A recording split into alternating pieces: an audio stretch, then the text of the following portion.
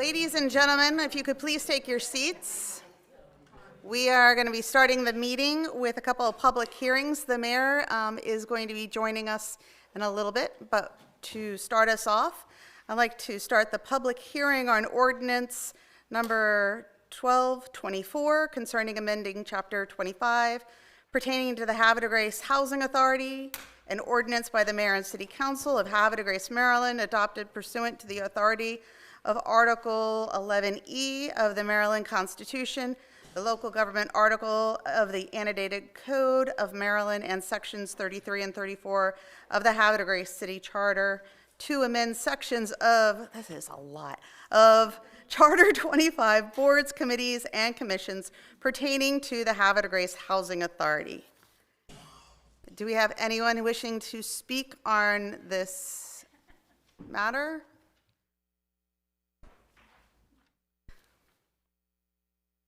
Any comments from council? Okay, with that, I'm going to call a close to the public hearing at 7:01. Okay, next is a public hearing on ordinance 1225 concerning repealing and replacing City Code Chapter 81 Forest Conservation. An ordinance by the mayor and city council of Havre de Grace, Maryland, adopted pursuant to the authority under Article 11E of the Maryland Constitution, the local government article of the annotated code of Maryland, and natural resources article of the annotated code of Maryland, and sections 33 and 34 of the Havre de Grace City Charter to repeal and replace City Code Chapter 81 Forest Conservation. And that will open it up at 7:02. And I have two forms. We're going to start with them first, if y'all don't mind. And first, I want to call up Chip Place.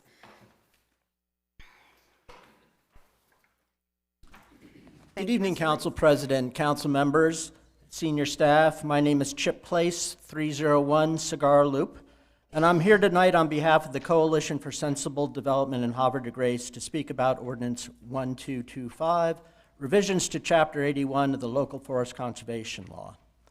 The proposed revisions largely mirror the new model ordinance related to revisions of the State Forest Conservation Act that went into effect on July 1st. But there are a few specific items related to Havre de Grace that should be reconsidered. I've provided you with detailed written comments that I will not repeat tonight, but offer the following summary. And I believe Councilmember Boker's kindly distributed those, plus a little diagram that I'm providing to you. Forest conservation is a separate but not isolated administrative approval. It is necessarily integral with the full review of a proposed land development scheme. Therefore, as recommended by the 2025 Havre de Grace Comprehensive Plan adopted by City Council, forest conservation should be reviewed and approved publicly by the Planning Commission as part of its underlying subdivision and site plan approval process. This is necessary because under the state law, an applicant must demonstrate how techniques for forest retention have been exhausted and why the priority forest and priority forest areas specified in the law cannot be left in an undisturbed condition. That can only be done by examining the underlying subdivision or site plan, which is a function of the Planning Commission process. It is not a separate administrative process. And just take a look at the diagram that I sent you, which is a case study from the Maryland Forest Conservation Technical Manual showing how a subdivision plan fits to preserve a forest conservation plan. By extension, the administrative appeal of a forest conservation plan should follow the path to the Board of Appeals as identified in Chapter 25 for review of administrative actions by the Department of Planning or Planning Commission. The city's authority to administer the Forest Conservation Act derives specifically under state law from its planning and zoning authority. So forest conservation approval should follow the normal course of review to the Board of Appeals. Applicants and citizens should not have to go to court for review of Planning Commission and Planning Department approvals. Perhaps more importantly, the forest conservation must be administered fully and completely at all levels of review so that the laws of intent of protecting forest is fulfilled. And this is something else in the comprehensive plan, strictly enforcing the forest conservation law. That includes making sure that all the information required under a forest stand delineation and forest conservation plan are provided, to making sure that covenants and deed restrictions are ready to preserve the retained forest once the forest conservation plan is approved. These are important administrative functions for the Department of Planning. The Coalition of Sensible Development for Havre de Grace remains willing to assist the city further in shaping the revisions to Chapter 81 to best meet the law's intents. Thank you, and I'm happy to answer any questions. Thank you. Thank you. Thank you very much. And the second is Mr. David Spahn. Good evening. My name's David Spahn. I live at 606 Peace Chance Drive, Havre de Grace. I'm here to speak about 1225. I support Chip's comments he submitted to your board. There are significant concerns in there, and I would hope the city addresses those. I have one specific concern of mine is line 753, and that's a public notice in the program. There was always an intent by the Forest Conservation Act to get the city's input on what citizens' input. And at this point, even when you go to the state website and look at the Citizen Guide to Forest Conservation Act in Maryland, their citizen guide says citizens can provide input to their county planning board at the preliminary forest conservation plan stage and final forest conservation plan. The way the law was written there didn't really address that very specifically, and right now you have some confusing wording under just the only time you're asking for any input is somehow under the forest conservation plan when it's going final, and then even then it looks like it's only when it's destroying 75% of the woods. I feel like you should be opening up citizen input completely on the forest conservation plan and letting citizens comment on it when you're trying to approve a forest conservation plan. So that's my concern is right now there isn't, the way it's written in here is not very clear of when citizens are involved and when they'll be notified. Right now, the only notification are the people that are adjacent to the land that's being developed, supposedly. And in my recent case on Peace Chance Drive, the lot Bob Ward's developing, I've been given no notification at all. And that land, he's gotten approval on a forest conservation plan to remove.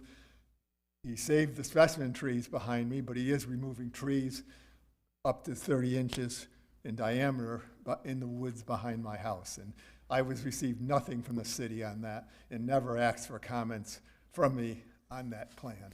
And I hope the city does something about notifying adjacent owners better and also giving the public a chance to make comments on the forest conservation plan before it's approved by whatever body approves it within your organization. Thank you. Thank you very much. I'm going to open the floor. If there is anyone else who would like to speak, please come forward and state your name and address for the record. Yes. I'm Carol George Andrews, 118 Gracecroft Drive in Havre de Grace. So good evening, council members. I am part of the Coalition for Sensible Development and heartily support the proposed revisions that Chip Place has recommended to the Chapter 81 of Havre de Grace City Code. And I just want to share some of my thoughts. I strongly think that any subdivision and site plan should include conservation, reviewed publicly by the Planning Commission as part of the approval process. Also, that the forest conservation law must be followed at all levels before final approval so our forests can be protected. Forest conservation plans should provide necessary language to ensure in legal agreements that permanently safeguard retained, afforested, reforested, and reforested land in the final conservation plan. And I feel very strongly about these issues. Thank you. Thank you. Thank you very much. An opportunity for anyone else who would like to come forward and speak in regards to this ordinance. Actually, replacing city code chapter. Anyone else? Okay, with that, I'm going to close it at 7:12. Gotta find the piece of paper for that.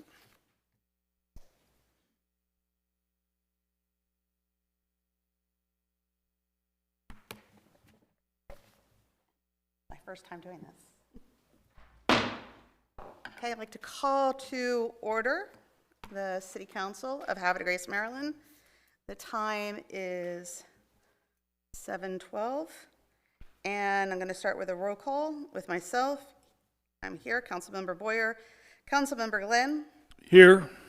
Councilmember Ellis, Present. Councilmember Clark, Here. Councilmember Jones, Present. Councilmember Boker, You saved me for last. Here. and we'll do the Pledge of Allegiance. Will you all please stand?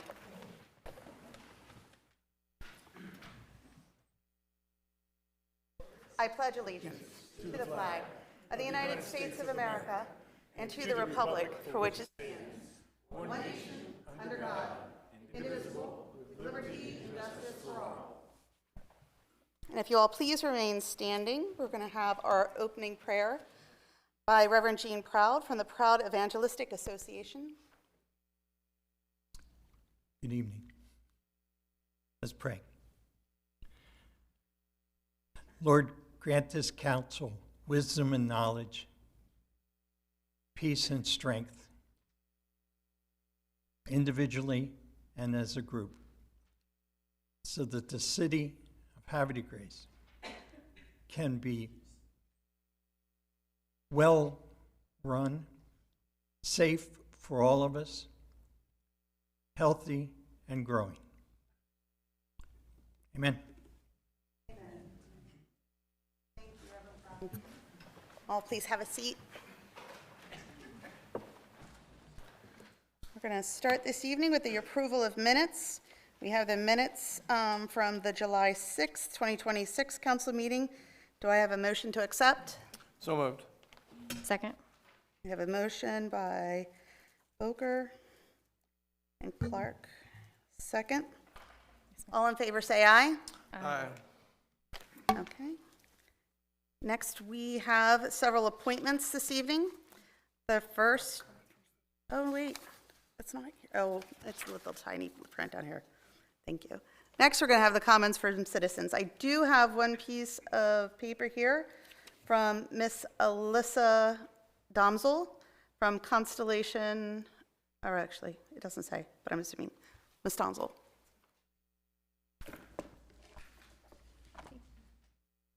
Good evening, Madam Council President, members of the council. My name is Alyssa Domzel with the law firm Ballard Spahr. I represent Constellation with respect to the approval of the license agreement that is on the agenda for tonight for the use of the city's firing range. I first want to say thank you very much to the city for your partnership, particularly with the council members, with staff, and especially with the police department. We've appreciated the opportunity to work together, and we think it's really a win-win for the city, for Constellation to invest in the improvements in the firing range and support local law enforcement for years to come. So with me today is Mike Secor, who's in site security for Constellation. We are happy to answer any questions that the council may have. Thank you.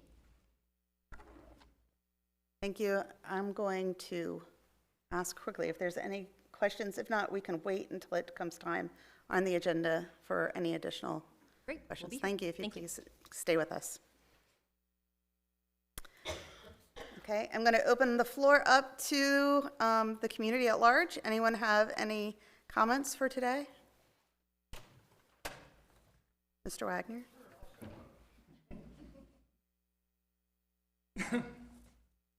My name is George Wagner. I live at 410 North Union Avenue. I have Bahuka's Antique Mall, History and Beer Museum. And tonight, I'm here not as myself, but as the casual historian of Havre de Grace. I'm here in support of the Mason family, which is on the agenda tonight, and their request for a sign down by the lighthouse, the Ralph B. Mason Senior Memorial sign. In 1947, the Mason family became the owners of the former yacht club property and all the property surrounding the lighthouse. As most people know in the city, the lighthouse was built in 1827 and it's the most iconic structure we have. The Coast Guard decommissioned the lighthouse as an active light in November of '75.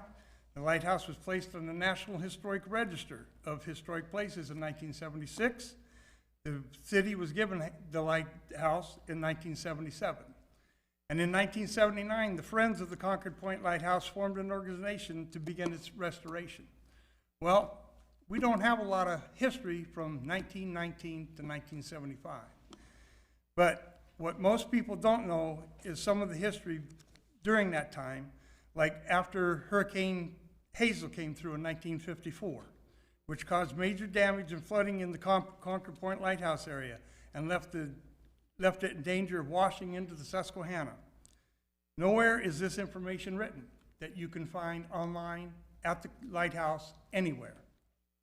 Very few people know Mr. Mason rescued the lighthouse from collapse, except for the stories people have told us and little blurb on a little site called historichavregrace.com.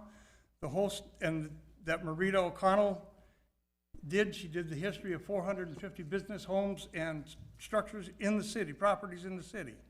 There's a little blurb on that. But soon the story will be on our blog, and more information will be on that historichavregrace.com. And like I said, there's very little information, if any, about the lighthouse from 1919 to 1975. This sign would be a great piece of informational history for locals and visitors that enjoy stories and don't know, especially since the lighthouse is only open on weekends 4 or 5 months out of the year. As Paul Harvey would say, I'll let the Mason family tell you the rest of the story when their turn comes up. Please take this matter seriously and give the Mason family the recognition they deserve. Thank you. Thank you. Anybody else interested in coming to speak on a matter? It doesn't even have to be a matter that we have on here. Go ahead. Jonathan Green, 2000 D Level Road, Havre Grace. City Council, City Attorney, thank you for giving me the opportunity to speak for you all today. The Legacies and Scenic Vista Forest Conservation Plans represent one of the largest private reforestation efforts in the Havre Grace area. Together, the projects will establish 9,639 native trees within 27.54 acres of permanent Maryland Environmental Trust reforestation areas, in addition to 584 street, shade, and individual landscape trees planted throughout the community. In total, 10,223 new trees will be planted. This extensive planting program directly supports the objectives of the Maryland Forest Conservation Act, which, by creating permanently protected native forests that will improve environmental quality for generations. As this forest matures, they will capture and store carbon, helping reduce greenhouse gases and increasing climate resilience. Improve Chesapeake Bay water quality by filtering stormwater runoff, reducing erosion, and removing nitrogen, phosphorus, and sediment before they reach the local waterways. Improve air quality by absorbing pollutants such as ozone, nitrogen dioxide, sulfur dioxide, and fine particulate matter while producing oxygen. Create permanent wildlife habitat for birds, mammals, pollinators, amphibians, and countless beneficial insects through a diverse mix of native tree species. increase biodiversity by establishing a resilient native forest ecosystem capable of adapting to future environmental conditions. Reduce stormwater runoff by intercepting waterfall, increasing groundwater recharge, and stabilizing soils. Lower urban temperatures, provide long-term eco-value. In addition, the environmental benefits of the ME Maryland Environmental Trust reforestation area, the 584 landscape trees planted along streets within the neighborhood and on individual lots will immediately enhance the community by providing shade, improving neighborhood aesthetics, reducing energy consumption, and increasing property value. Together, the 10,223 newly planted trees represent a significant long-term investment in the environmental health of Havre Grace. While newly planted forests require time to develop into mature ecosystems, they are designed to remain permanently protected and will continue reforestation program fulfills the intent of Maryland's Forest Conservation Act by balancing responsible growth with the creation of natural resources that will benefit residents, wildlife, and the Chesapeake Bay watershed for generations to come. Thank you.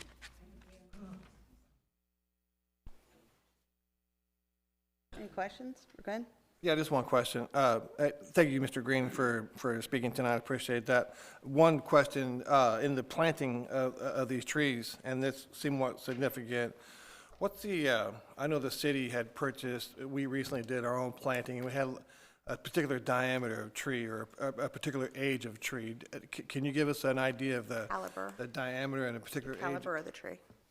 Yeah, the trees, the new trees that will be planted will be 2 to 3 inches in diameter. Okay. And in the Forest Conservation Act, it defines a tree as 2 inches in diameter or Right. larger. Thank you, sir. Thank you, Council President. Thank you. Any other questions? Any other comments from?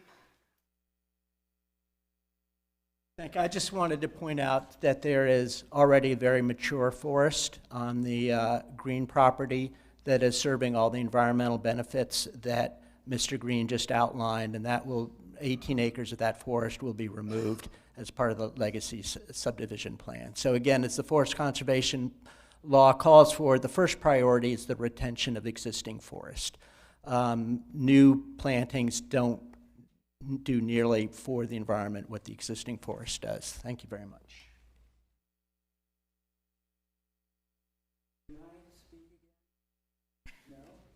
We'll be here all night.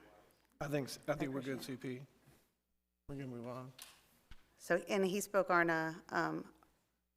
the issue in regards to the public hearing. Okay, is there any other comments? Please come forward.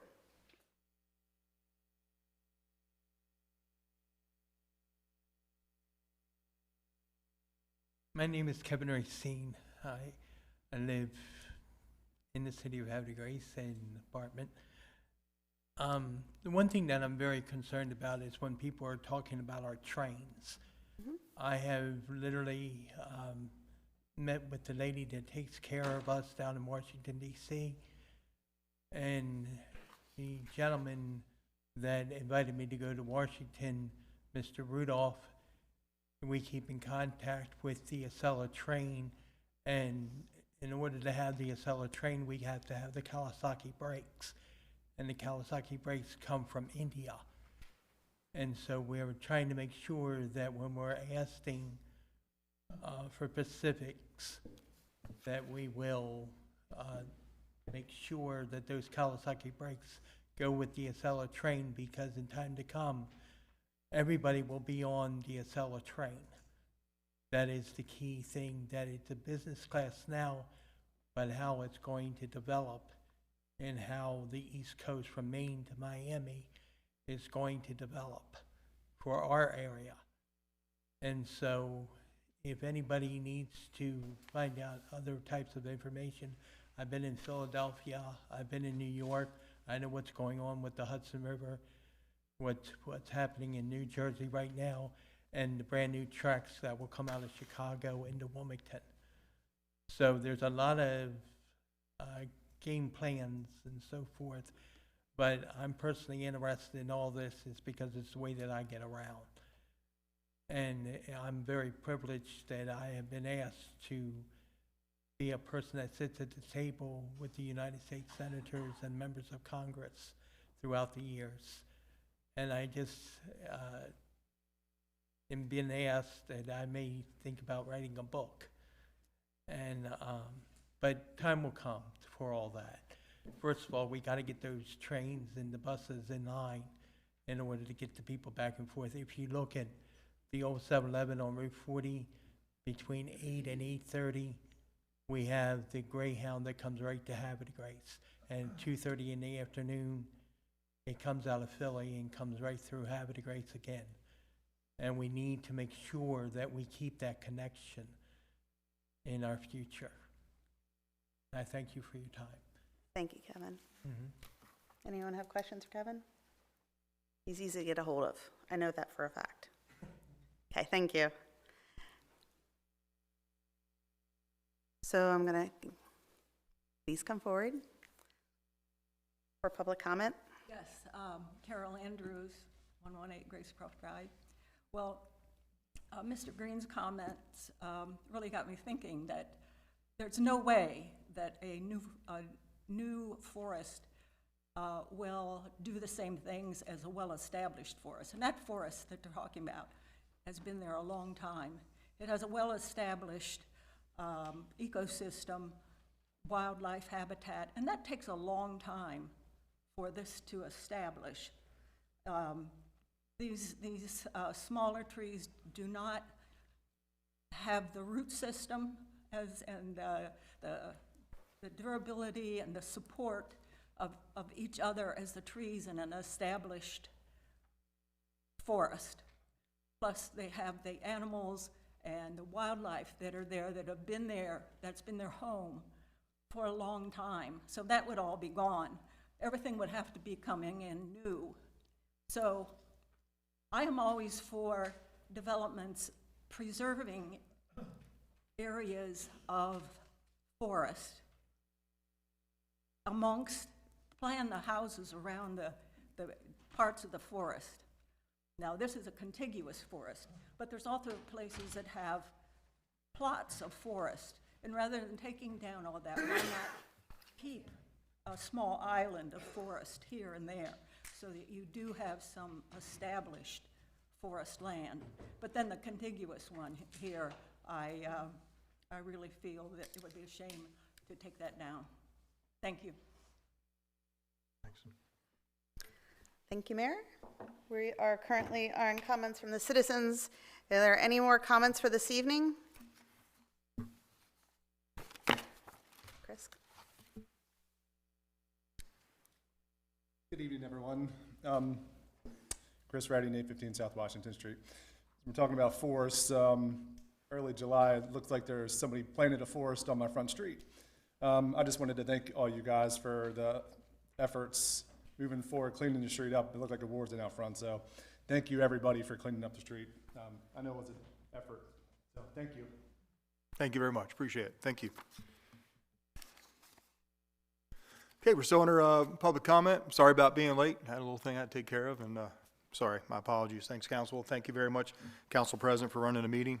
Anyone here still wish to speak or address Council? Are there any comments from the Council members? Okay, thank you. We will now move on to item 7. Item 7, we have appointments. We have 3 appointments this evening, Board of Appeals, Municipal Tree Commission, and Street Traffic Safety. And we'll start with the first appointment. Councilmember Booger. Good afternoon, Mayor. I move to reappoint Mr. Bill Putland to the Board of Appeals. Second. Council, I have a motion by Councilmember Booker and seconded by the Council President. This is for the reappointment of Mr. Bill Putland to the Board of Appeals. Any questions or comments? All those in favor say aye. Aye. All opposed say nay. Mr. Putland's reappointment to the Board of Appeals carries 6-0 in the affirmative. Municipal Tree Commission, reappointment, Councilmember Ellis. Yes, I move to reappoint Kirk Smith to the Municipal Tree Commission. Second. I have a motion by Councilmember Ellis, seconded by Councilmember Clark. This is for the reappointment of Mr. Kirk Smith to the Tree Commission. Any questions or comments? Council President. I have served previously on the tree commission with Kirk, and I can honestly say this is one person who is emphatic and loves this tree commission. And having him serve in this capacity is a service to our community, but also to his soul. Thank you. Thank you very much, Council President. Any other questions or comments? Kirk can speak to the trees. I think we all know that. That's right. He speaks for the trees and to the trees. Very good. Any other questions or comments? All those in favor say aye. Aye. All opposed say nay. Mr. Kirk Smith is reappointed to the Tree Commission, 6-0 in the affirmative. And Street Traffic Safety Advisory Board, Council Member Glenn. Thank you, Mr. Mayor. I move to reappoint Cheryl Coleman to the Street and Traffic Safety Advisory Board. Second. Council, I have a motion by Councilmember Glenn, seconded by the Council President. This is for the reappointment of Ms. Cheryl Coleman to the Street Traffic Safety Advisory Board. Questions or comments? I have one. Councilmember Glenn? Cheryl's been a long-standing member of the Street and Traffic Safety Advisory Board, and not only has she been a member of the board, her insight has been invaluable. So I encourage all my colleagues to support her reappointment. Thank you very much, Councilmember Glenn. Any other questions or comments? All those in favor say aye. Aye. All opposed say nay. The reappointment of Ms. Cheryl Coleman to the Street and Traffic Safety Advisory Board carries 6-0 in the affirmative. We now will go on to item 8, recognitions. This evening we have no recognitions. Item 9, proclamations. This evening we have no proclamations, which takes us to item 10, presentations, and we actually have 4 good presentations this evening. So we're going to start off item A, the Historic Preservation Commission Beautification Awards, and we have 2 recipients today, and I'd like to call forward the member or members from the Historic Preservation Commission that would like to start off.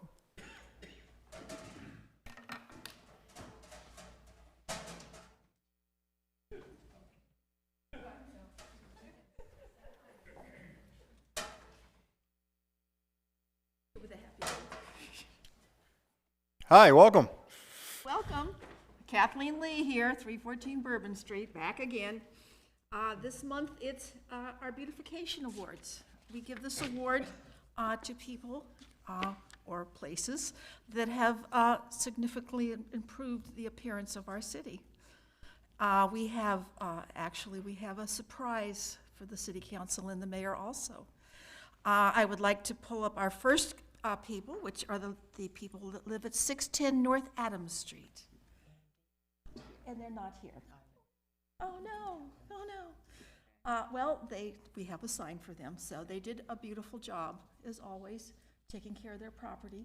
They've improved it significantly since they bought it several years ago, and we wanted to, but they do have 2 small children, so we can understand things happen. Our second that we have, 861 Ontario Street, we were not able to get in touch with those people. We had multiple tries, and nobody was ever home, and nobody responded to any notes or letters or anything, so we're Wow. not sure what the story is on that. But they won the However, award we did- anyway. I don't know, they come home once Don't in you a have to while be, and send their flowers. don't you have to be present to win or something like that? They're just not home. Okay, I mean, it's So, Pretty but good we job. do have a surprise. We are giving an award to the city of Havre Grace for the beautiful job that you have done in the 100 and 200 blocks of North Washington Street. It is a pleasure. Yes, please, whip that baby out. ooh. And you also, whoops, get one of these. Man, look at this. There you go. Someone was here. This is for the 100, 200 block of North Washington Street. All right. Well, I know a place we're going to put this. Excellent, This is pretty cool. Thank you so much. I feel like I need to come down and receive this property. Council President, Councilmember Boger.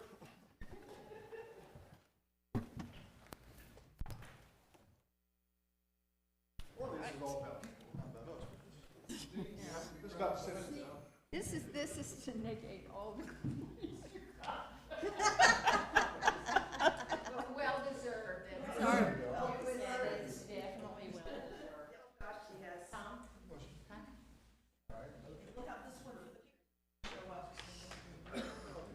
Chris? Yeah, sure, why not?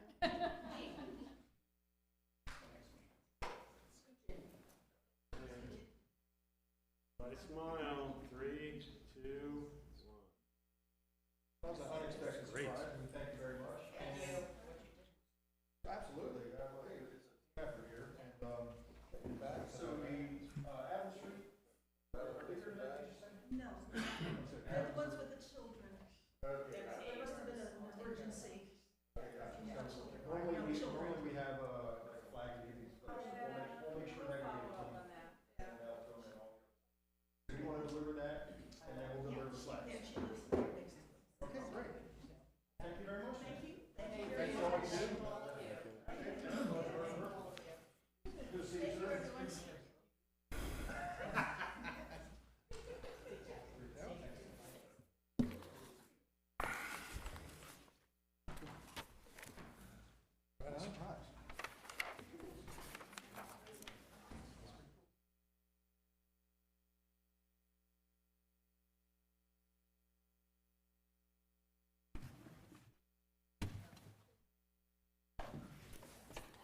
I feel like we should tell Patrick. I think he'd be very proud about that. Patrick Seipel? Yeah. Oh, yeah, Patrick will be very proud. Tell my wife, she won't believe it. Anyway.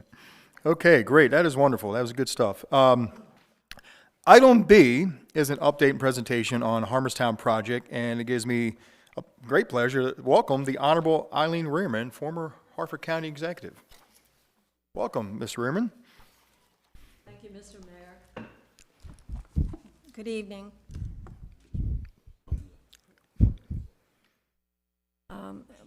Point of personal privilege, I have to say, Madam President, couldn't resist, and members of the council, I'm really pleased to be with you this evening to talk about the next step in Harmerstown. First, I want to thank your senior staff for all their help that they've provided with us to get us to this point so far. So a special thank you on behalf of the board. And I have many of the board members with me this evening, and if they please stand and just introduce themselves, please.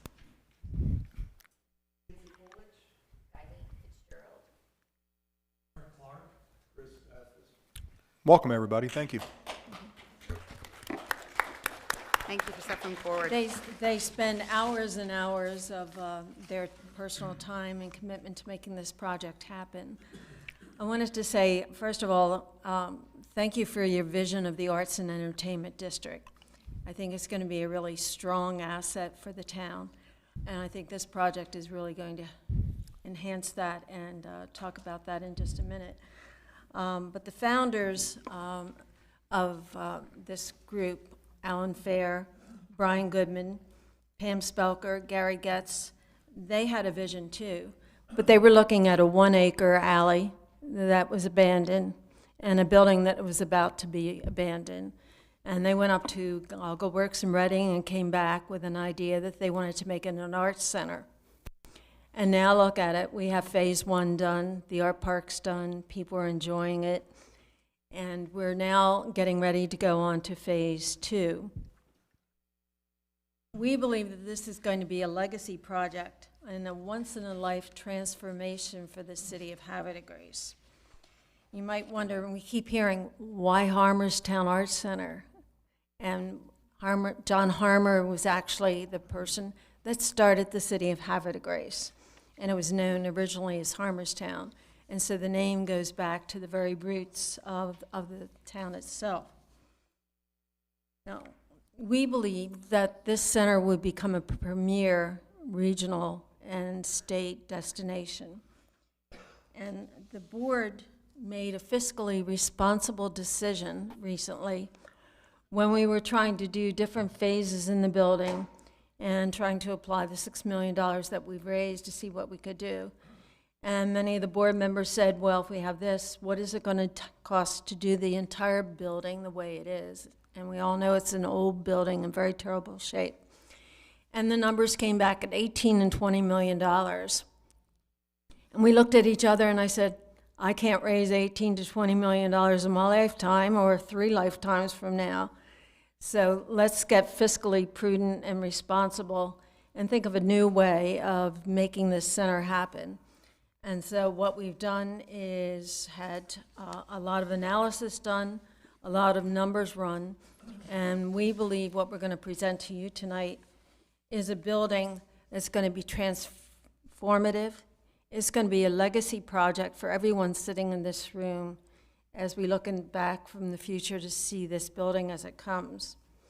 It's a place where artists are going to create, children are going to discover, families are going to gather, history is going to endure, visitors are going to explore, and communities are going to connect.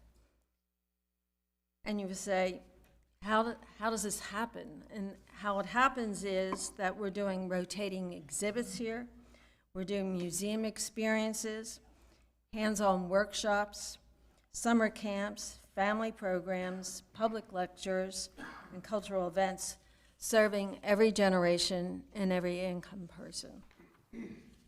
The center is going to attract over 25,000 visitors a year when it opens, which will become an economic engine for the city of Havre de Grace, as well as a community asset. And now I'm going to turn it over to Charles Chuck Patterson, who is the principal of SM&P, the architects for the project, to show you the bones of the project so you can see how these programs and all this activity that's going to be a legacy transformative project for Havre de Grace will take place. So Chuck, if you come up.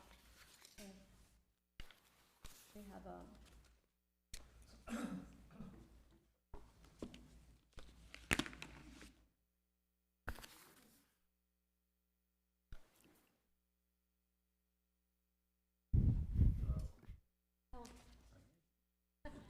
Alan Fair is with us tonight. He's the president of Harmontown Arts Center.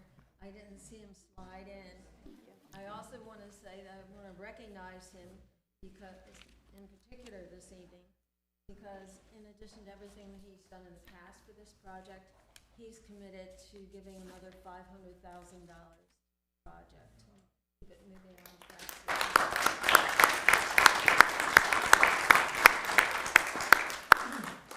And Nancy that's handing out the background information, she's our board member that's heading this whole effort. So you can imagine all the hours and angst that she's going through.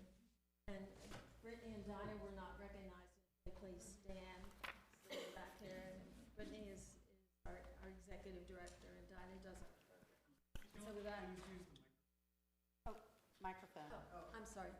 And so with that, I'll turn it over to Chuck Patterson. Thank you. Good evening. Thank you for having us and allowing us to present this project to you. It's been an exciting project to work with Harmontown Arts Center. I hope to at least give you a general overview of the project and what the plans are at this point. What you see is an approved schematic package that represents basically what we've come up with for the building. As mentioned, the main goal at this point is to demolish the existing structures that are on the site. The existing structures, the footprint measures about 84 feet by 250 feet, which is about a 21,000 square foot footprint. The plan is, once we demo that structure, is to build back on the exact same footprint at this point. So we are not planning to increase or add on to the building from a footprint standpoint. I will say that one of the goals with this is to kind of look at the expenses. One thing that we are doing is incorporating a pre-engineered structural frame.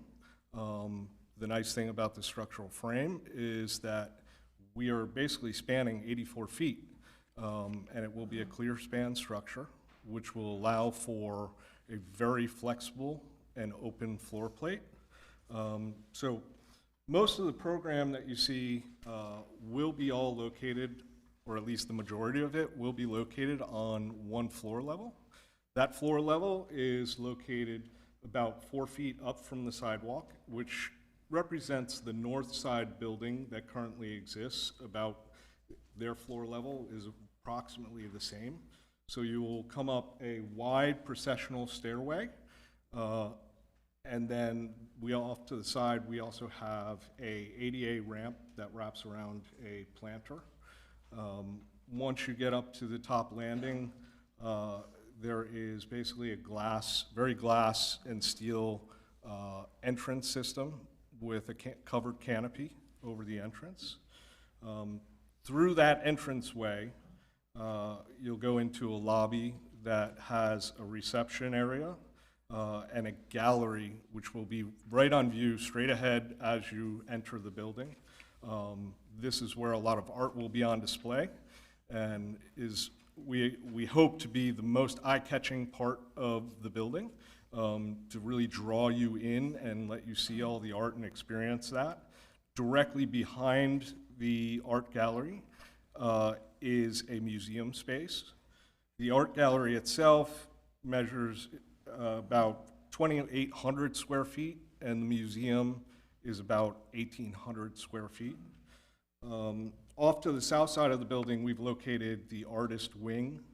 The artist wing, you can basically go through a doorway to the right. This is where all the classrooms and artists will be. There are 2 flexible classrooms, and then we also have a series of learning classrooms dedicated to different uses. There is a glass studio, a 3D printing studio, a jewelry studio, a textile studio, a painting studio, as well as about 9 private artist studios. Along this hallway, we will also have administrative and support spaces to include the executive director's office, curator, and other support staff.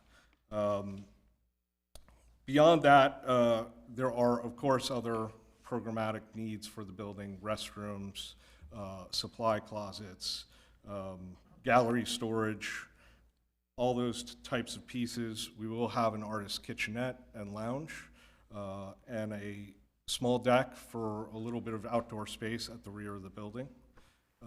We also have a elevator core and egress stair at the back, which will access the lower level. The lower level itself measures about 84 by 80 that we're utilizing, and those are for the 2 biggest studios. The ceramic studio and a wood shop occupy the lower level. Those will have access, direct access to not only Bourbon Street, but also Graw Alley. These 2 studios will be able to open up, and people can come in on certain days and during certain events. There is also a small support space for events that either you can stage a band or something, or display inside the building that will be open to Graw Alley as well. So with that kind of gives you the context of the entire program of the building. If we could turn back to the rendering. Thank you. On the rendering, you'll see basically the gabled form of this building, the glass entry, and then you can kind of see the ADA ramp and planter off to the side. You can see some of the existing portions of Graw Alley with the racing gates, with the horses that currently exist. All of that is planned to remain. I think a lot of Graw Alley, the way it is currently, will plan to remain.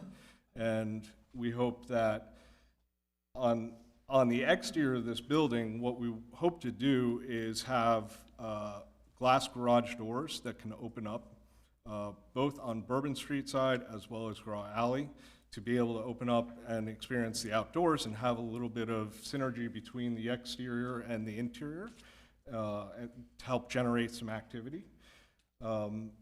We will also be incorporating a hanging system on Graw Alley for all the murals, and these are planned to be reprinted and hung on the building. That will be a flexible system that they can be changed out and curated over time, but you can kind of see the murals mounted on the building as it kind of goes down Graw Alley. With that, that kind of gives you an overall sense of the building and the rendering of what we plan to do.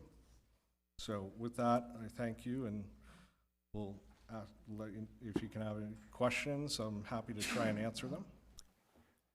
Thank you, sir. Council, any questions? Councilmember Boger. Thank you, Mayor. An excellent presentation. I think that we've all been kind of waiting for this to happen anyway. My hat's off to Alan Fair. That's incredible work that the team's done. The board, I know, has worked timeless and hard on this as well. It looks like that the construction looks like it may start around toward the end of 26, correct? Excuse me? Toward the end of 26, the construction begins, and then backing that up to the left a little bit. When do you foresee, number one, when do you foresee any kind of tear down operation? And secondly, is there any, do you foresee any type of obstruction to Market or to that end of Bourbon Street during the tear down? I think we would have to erect a construction fence for safety along Graw Alley, and I think our plan right now is to kind of look at the south edge of that walkway that you can see as a line to give us enough room, but that would be on that side of the building. On the other side of the building, obviously, construction fence that would be on Bourbon Street itself. Thank you, sir. I appreciate that. Mayor, that's all I have. Thank you, Councilmember Boger. Councilmember Jones. Thank you so much. This is amazing. Can't wait to see it done. Just a couple of questions as I'm looking at the different studios and activities that you'll have. Have you come to a thought, I know this is really early, will there be a cost to the public at all to participate in any of these activities or to enter the museum? Nancy? Please use the microphone, please. There will be programming for the underserved that will have no cost associated with it, and there will be classes that will have a cost associated with it. We will also have memberships that will allow you different things, and that's all still in the process. Fantastic, thank you. Yes. I just want to say, after meeting with you and then seeing this is amazing. I cannot wait to see this come to fruition and be a part of watching it come through. It's, as someone who has young children, I really appreciate this environment being set out there for the kids in our neighborhood for sure. Thank you. Councilmember Glenn. Who want to donate to the cause? Who do we make the check? Harmerstown Arts Center is tax deductible.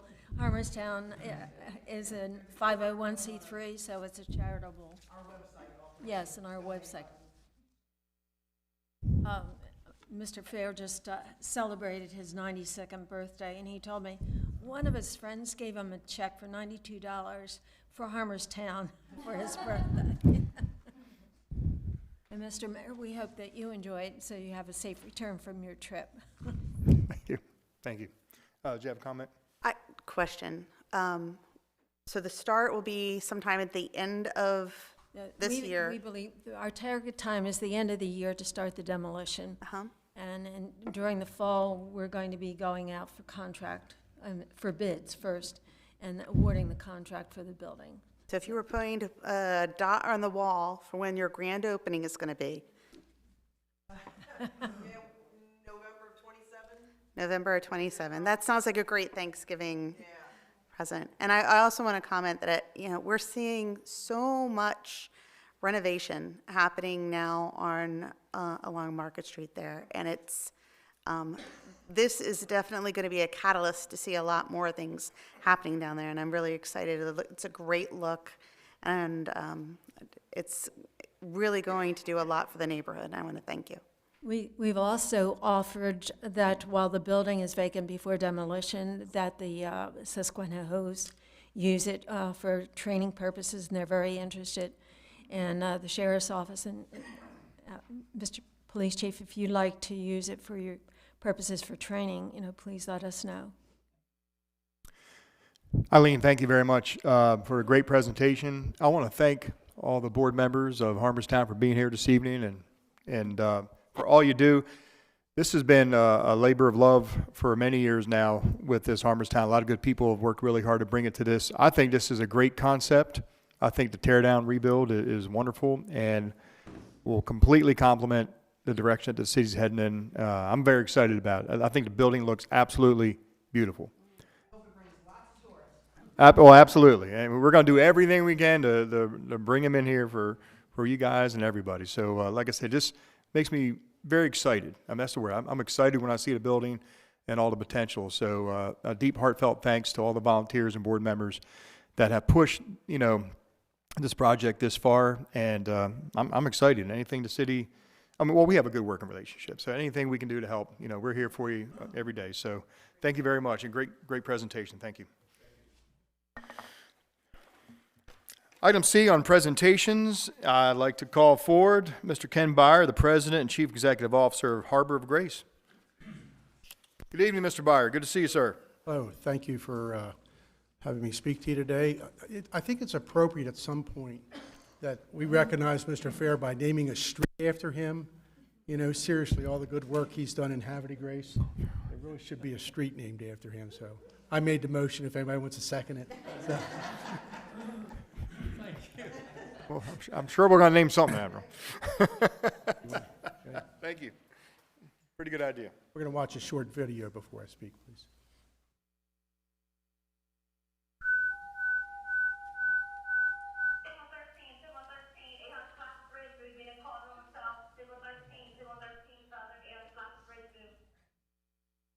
Somewhere in America right now, a police officer is sitting alone in a parking lot after a shift that no human being should have to carry home. A firefighter is staring at the ceiling at 2 a.m, unable to explain to his wife why he can't sleep. Somewhere, a federal agent is self-medicating with alcohol because the things she has seen in the course of duty cannot be spoken aloud to anyone outside of a classified setting. This is not an isolated story. This is a national emergency that has been hiding in plain sight for decades. They answered when you called. When the unthinkable happened, when the accident, the fire, the shooting, the overdose shattered someone's world, they came running. Not because the job was easy, because it was necessary, because someone had to. They are first responders who hold it all together from behind a radio. They are the men and women who choose every single day to stand between crisis and community.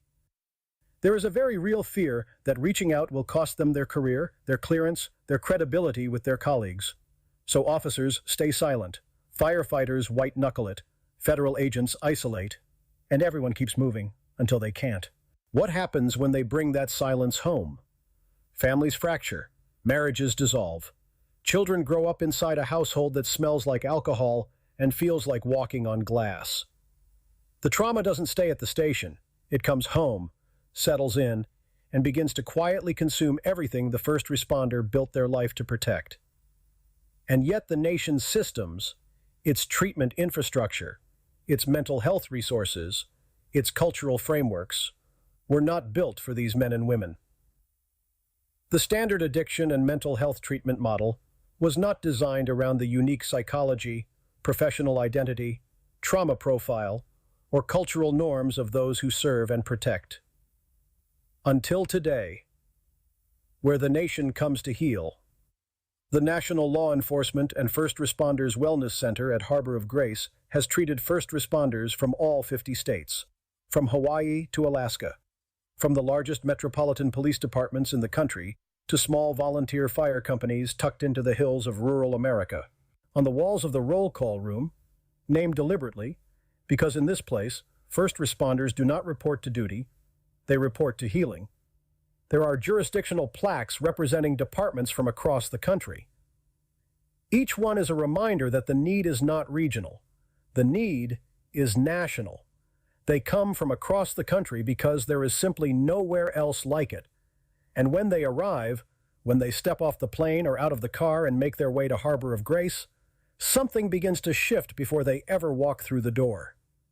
When a first responder from Los Angeles or Chicago or rural Tennessee makes the journey to Maryland, that distance is not incidental. It is therapeutic. Not because it was convenient. For most of them, it was anything but. Because it was right. Patients arrive and they find, upon arrival, that the culture inside Harbor of Grace feels more familiar than any treatment environment they could have imagined.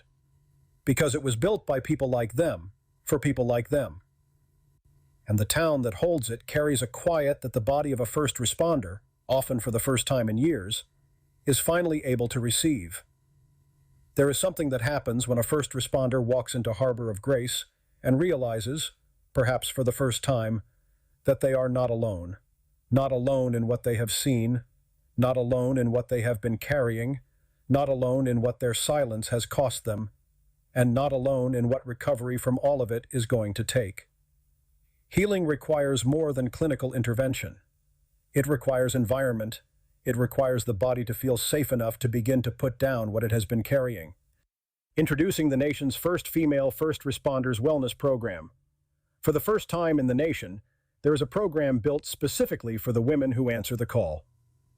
The National Law Enforcement First Responders Wellness Center at Harbor of Grace is proud to launch the Female First Responders Wellness Program, a first-of-its-kind initiative designed to meet the unique clinical, emotional, and occupational needs of women serving in law enforcement, fire, EMS, dispatch, and allied first responder roles. Because no one has to fight alone.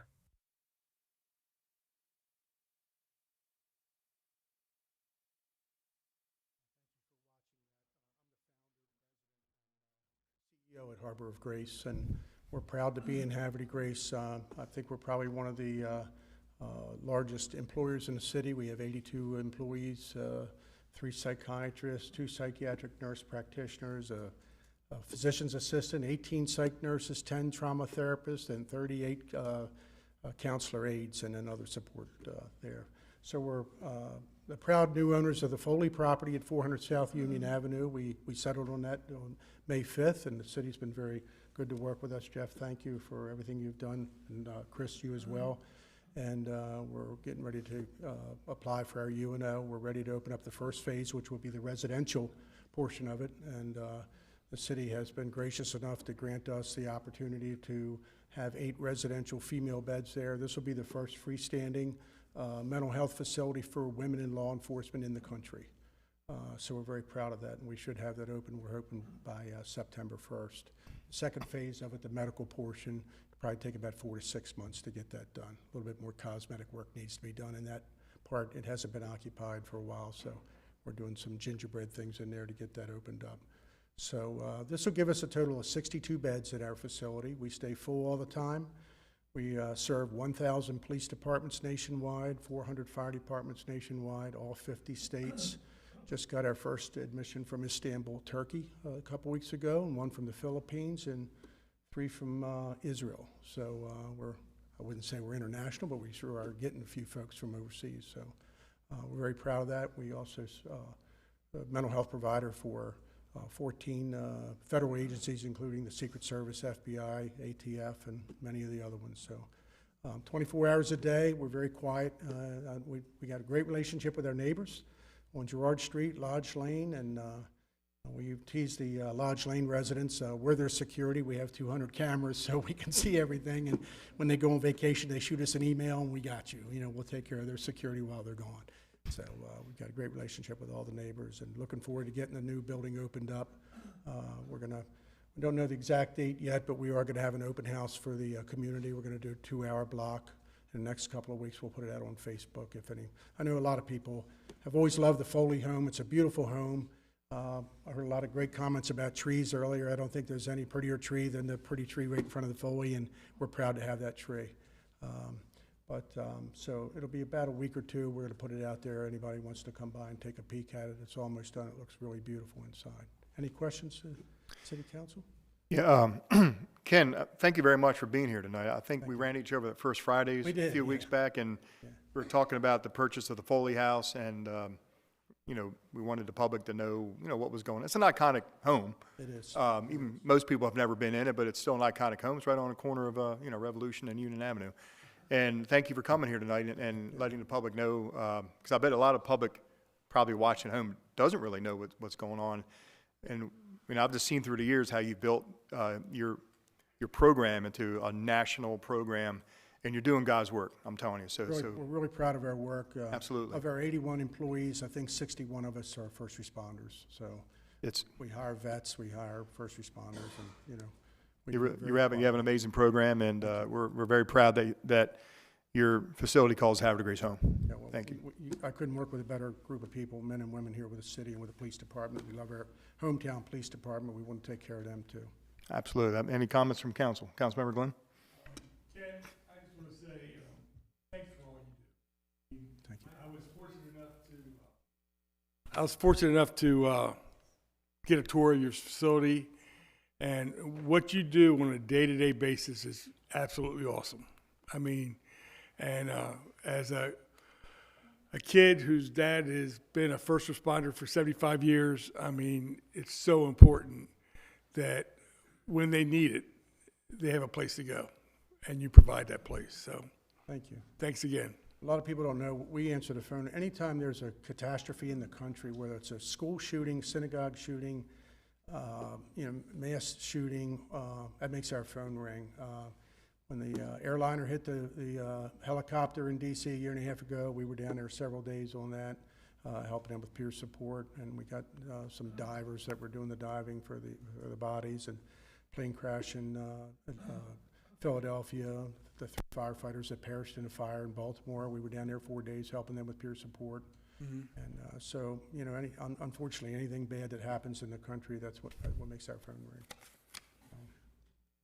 Anybody else have any questions? Any other questions? Councilmember Clark? Okay.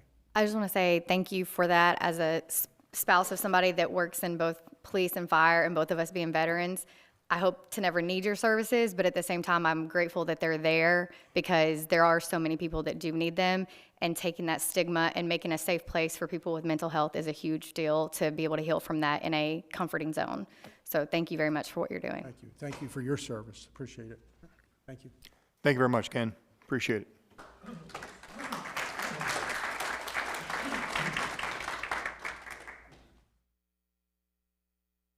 Okay, for our last presentation under item 10, here's going to be a presentation on the Ralph B. Mason Senior Memorial Sign.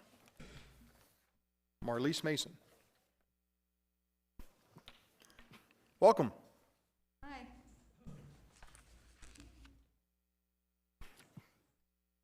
That's the sign. That's the design, anyway.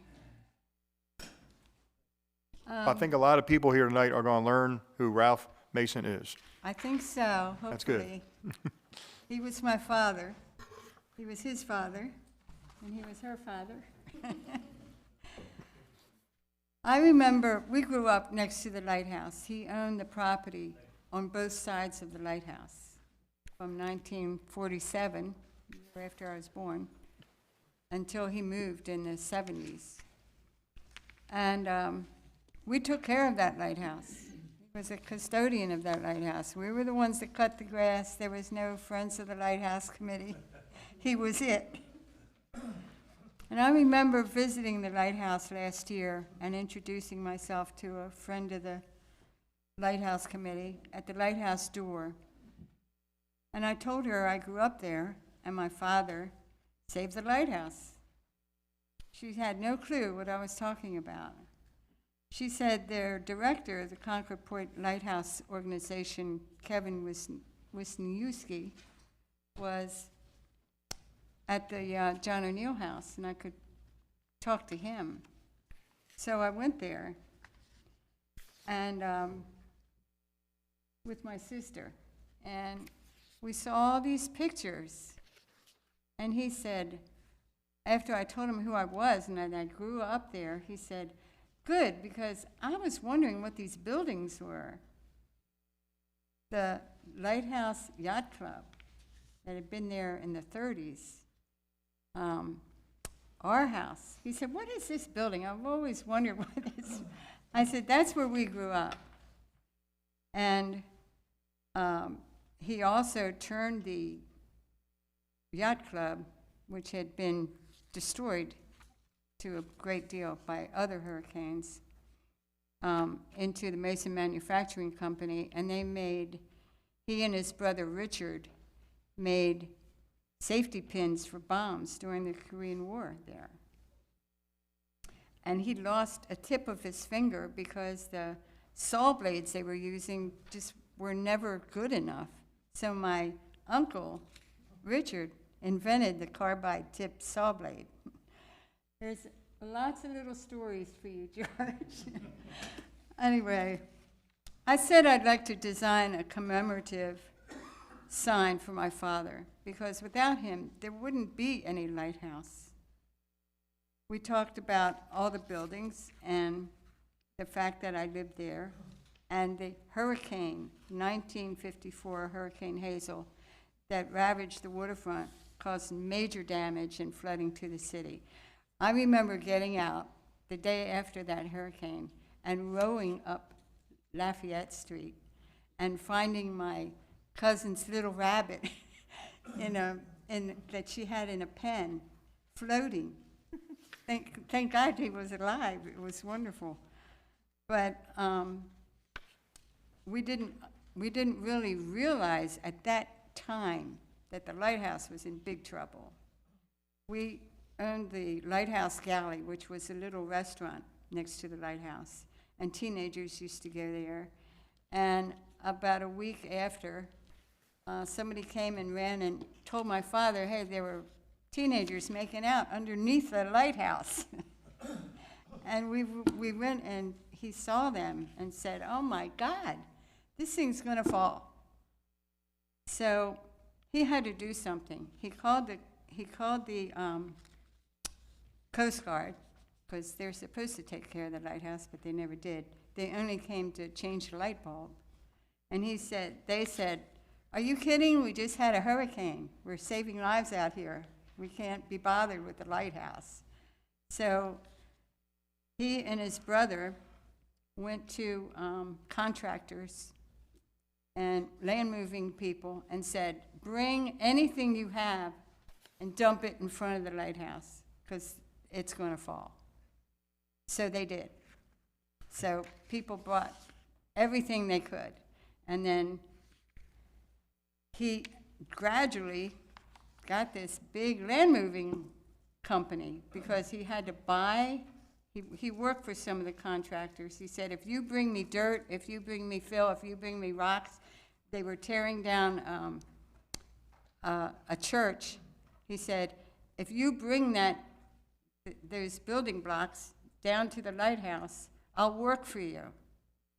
And so that's how he bartered. He worked for them, and he gave them a place to put all their dirt and stuff and debris. So that's how the lighthouse was saved. It took him years. This is the lighthouse fence. So in this picture, our house was here and the lighthouse was here. Here's the lighthouse. Here's our house. You're looking from here out this way. There was nothing. There's nothing in front of our house but water. There was nothing underneath the lighthouse but a couple of rocks. It was really in danger. This is a photograph of the shoreline, like the 30s, when they had the yacht club here. And you can see, this water goes all the way up to a bulkhead that was in front of our house. There was just some rocks in front of my house. This was scary. So you can imagine what it was like after hurricane. And so something had to be done, and done quickly. My father did it. He worked for years after that, filling in from Concord Point, where you go down in front of the lighthouse, they built a bulkhead and filled it in, and all the way down to Concord Point, and all the way around to the park. That was all swampland. There was nothing there. And he continued dumping things and filling, and that's why you have this beautiful Concord Point Park. So, all we want to do is put up a sign to thank him. It's not a building or anything, it's just a little sign to tell people the story of how the lighthouse was saved. And I think we owe it to him. And look at that photograph of him in the 50s, smoking a cigarette with his dogs. He was taking a break from all the work he was doing. And he looks like the Marlboro Man in that picture. I love that picture. Anyway, those dogs and all our pets are buried in the lighthouse yard because we mowed the grass. You know, we took care of the lighthouse. I remember my cousin and I used to go in there and get all the cobwebs out in the summertime. It was awful. And one year we even painted it because the Coast Guard just wasn't helping. So there's a big photograph. There's a photograph here of this tree. There used to be, the tree now is over here. There used to be a really tall tree. And my father would get up there every Christmas, and he made this huge star out of wood. And he would actually climb that damn tree and put that star on, and you could see it from the bridge. You could see this beautiful green light. Lighthouse used to be green light, red, white, returning. It was actually used as a navigational tool. So it was green, beautiful, and he had this white star next to it. You could see it from the bridge. That's how much he loved this lighthouse. And I just think it's time for the city to pay back and remember him. So I've given you packages. We have one bid from Pollitt Signs. This would be on 1/4-inch aluminum and printed and sealed. It's not something under a piece of glass. Sealed with ceramic sealant like you put in your car. Mm-hmm. So it'll last 10 years, maybe 14 years. And it'll be slanted like this, and it'll have 2 aluminum legs. So that's what we're planning. And hopefully you'll approve it.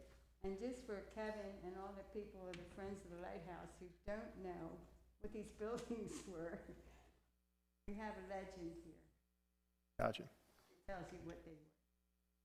So it's got a lot of historical content that people just don't know. These buildings are gone now. The Lighthouse is still because of my father. So. Well, Marlise, I tell you, I've been around, well, I'm not native of Havre, but I've been here since 1991, and I've heard a lot of stories about your father, even from someone who used to live there named Steve Gamatoria.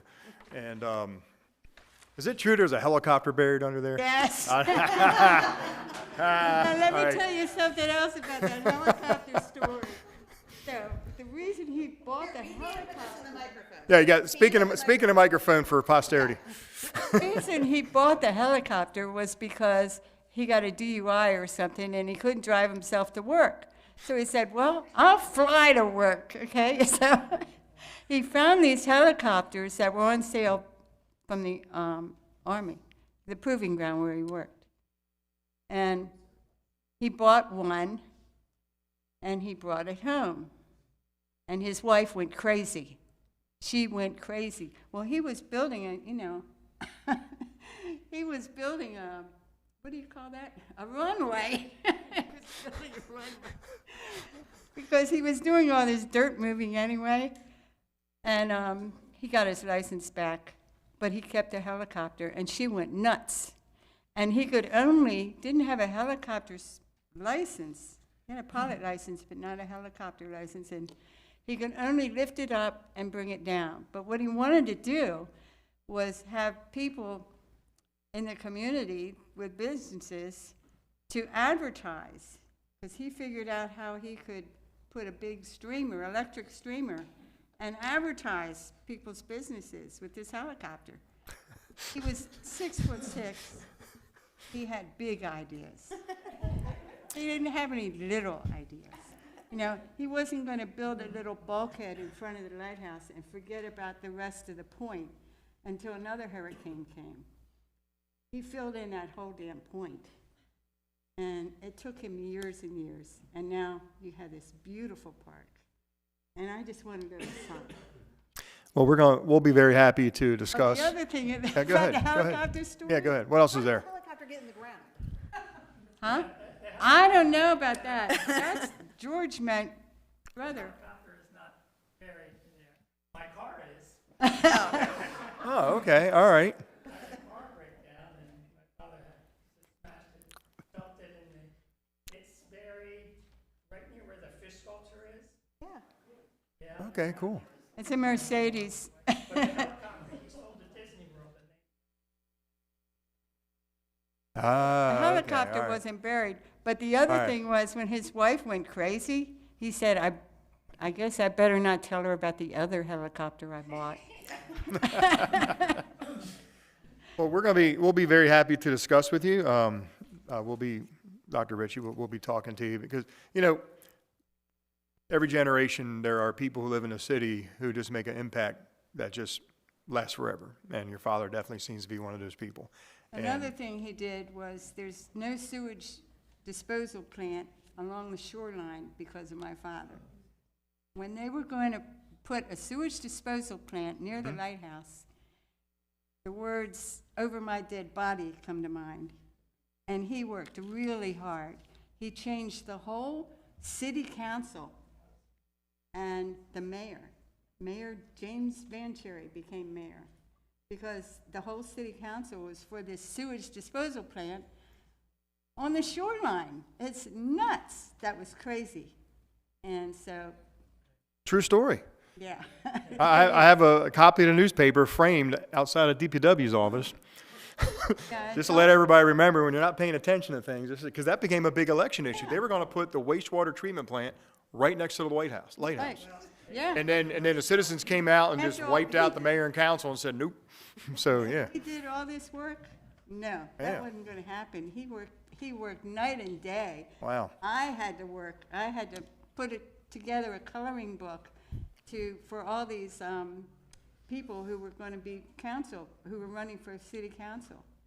I did like a coloring book, and we passed it out to everybody in town. And, I mean, he Yeah. got the job done.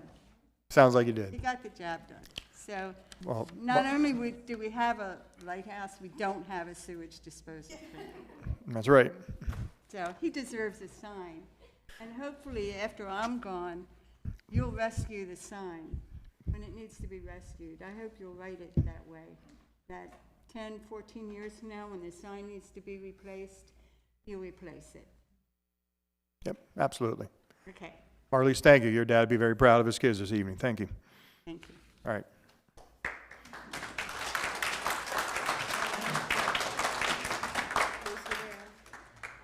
Right.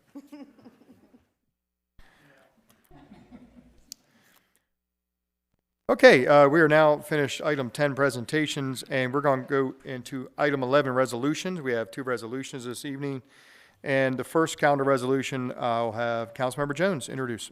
Thank you, Mayor. I'd like to introduce a calendar resolution concerning approving a minor privilege license agreement for 311 Bourbon Street for steps and related improvements in the first reading. Council, I have a motion by Councilmember Jones to introduce a calendar resolution. Do I have a second? Second. Second by Councilmember Ellis.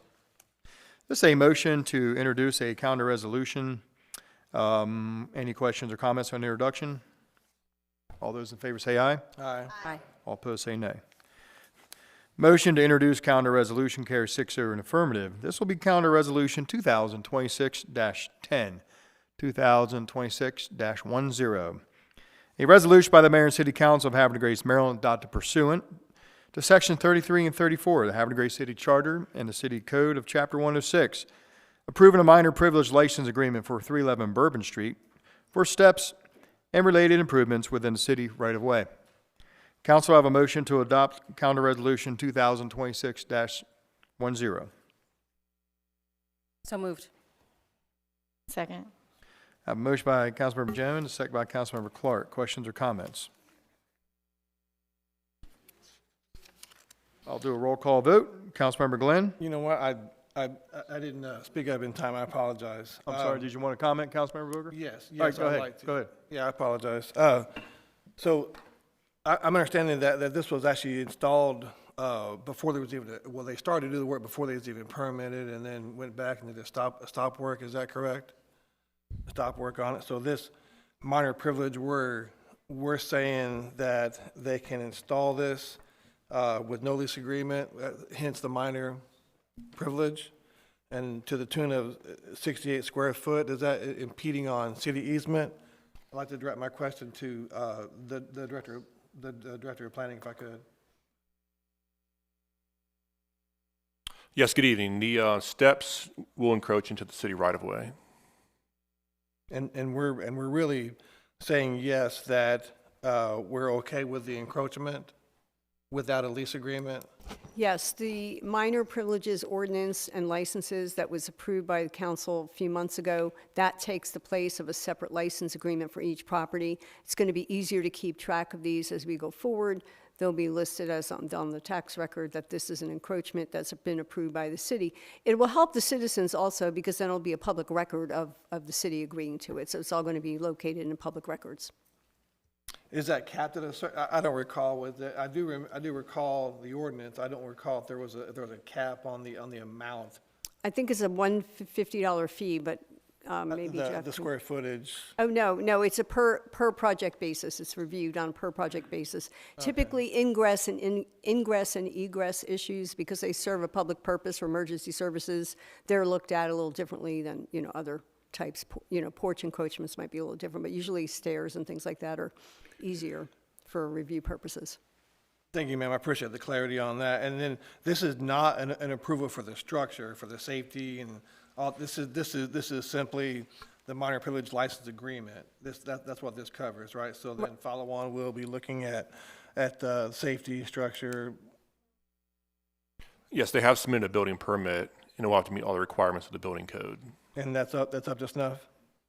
The permit, I'm concerned when I look at the structure we have had instances with very similar things where railings failing up on the second flight. If you see one flight goes up, pause, turn, goes up to the second flight being the problem, and then coming back down, a possible fall, and then the structure not being able to hold, and then got the driveway below. So I would just assume that the permit, that the plan is adequate.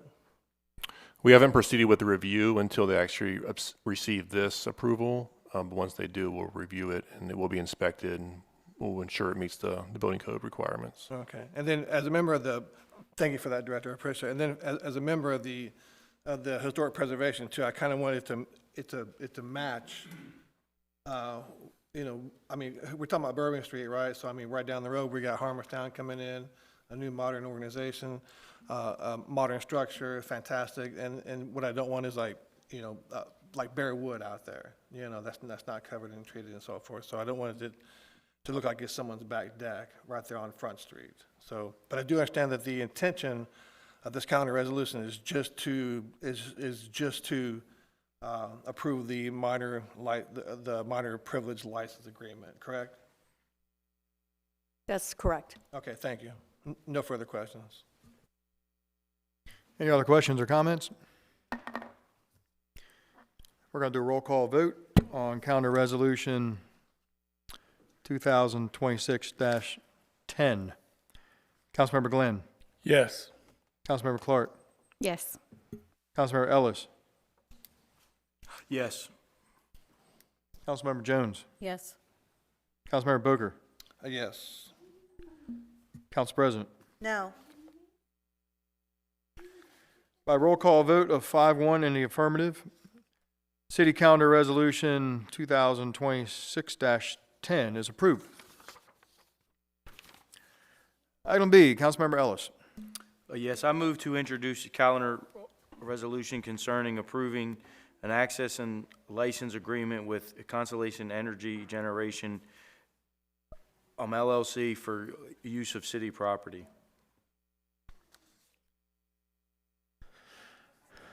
Council, I have a motion to introduce a resolution by Councilmember Ellis. Is there a second? Second. Second by Councilmember Booker. Any questions or comments on the introduction? All those in favor say aye. Aye. All opposed say nay. Motion to introduce calendar resolution carries 6-0 in the affirmative. Council, this is going to be calendar resolution 2026-11, 2026-11. A resolution by the Mayor and City Council of Havre de Grace, Maryland, pursuant to the Local Government Article of the Annotated Code of Maryland and Sections 33 and 34 of the City Charter to approve an access and license agreement between the Mayor and City Council of Havre de Grace and Constellation Energy Generation LLC for the use of city property. Council, I have a motion to adopt calendar resolution 2026-11. So moved. Second. That motion by Councilmember Booker, second by Councilmember Jones. Questions or comments? Councilmember Ellis. This agreement allows Constellation Energy to conduct firearms training at the facility under defined terms while the city retains the ownership and the police department continues to use this range. In return, Constellation Energy will fund significant improvements to the range at their expense, and the agreement includes the appropriate legal and insurance protections for the city. Additionally, I don't believe there's a term limit, but I believe it's 20 years is what we're looking at. Is that correct? Okay. Thank you, Councilmember Ellis. Any other questions or comments? Councilmember Glenn. This will not impact police usage of the facility, correct? No, sir. They will not be using the range any more than what they're leasing it now. We do a schedule with them. They've used the range for probably decades. And so those 50 days is what they're looking at. And then if they go beyond that, I believe that the contract says that then the fee would kick in, that if they go beyond the normal scheduled days in the contract, then it's $300 a day, which would be the normal rental fee for the range. I just want to ensure no impact on your department, so. Yeah, the way we've been doing it is that we schedule our training days first, and then we already know that Exelon's going to need them, Peach Bottom, and then so pretty much it goes, the two organizations schedule in first, and then everybody else kind of works in after that. Thank you. Any other questions or comments? We're going to do a roll call vote on calendar resolution 2026-11. Councilmember Clark. Yes. Councilmember Ellis. Yes. Councilmember Jones. Yes. Councilmember Booker. Yes. Council President. Yes. Councilmember Glenn. Yes. By roll call vote of 6-0 in the affirmative, City Council calendar resolution 2026-11 is approved on first, well, the only reading, first reading. It's approved, 6-0 in the affirmative. All right. We'll be friends for years. All right. Okay, item 12, ordinances. This evening, we have no ordinances. Item 13, old business. We have no old business.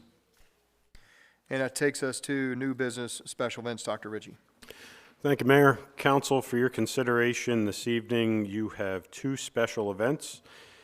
The first event is the 2026 Lighted Boat Parade to be held October 3rd from 6:30 p.m. to 8:30 p.m. at Hutchins Memorial Park. And the second event is Autumn Fest to be held October 4th from 10 a.m. to 5 p.m. at the Havre de Grace Maritime Museum and Lighthouse Keepers Lawn. Thank you. Thank you very much, Dr. Ritchie. Council President, would you like to do these individually or all together? We can do them as a consent calendar. Okay. Do I have a motion to approve the events? So moved. Second? I have a motion by Councilmember Glenn, seconded by Council President. Question or comments? Yes. I just want to make sure that everybody is aware that on the 3rd of October, we also have Pride Fest. That's one of the reasons why for the relocation of the event to Hutchins Park.